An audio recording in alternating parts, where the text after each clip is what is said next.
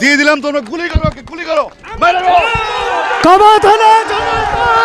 আমাদের সন্তানরা মেধার অধিকার চেয়েছিল মেধার ভিত্তিতে তাদের কর্মসংস্থান, তাদের পড়াশোনা, তাদের সব কিছু হোক। তারা কোনো রাষ্ট্র ক্ষমতার পরিবর্তন চায় নাই, তারা কারো ক্ষমতাচ্যুতি চায় নাই, তারা চেয়েছিল মেধার মূল্যায়ন হোক।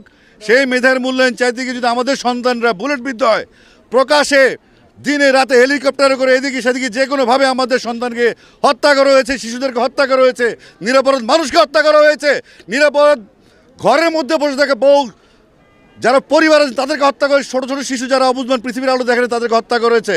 এখন এই আন্দোলন থেকে পিছু হটার কোনো সুযোগ নাই, আমাদেরও কিছু করার নেই, আমরা ব্যর্থ।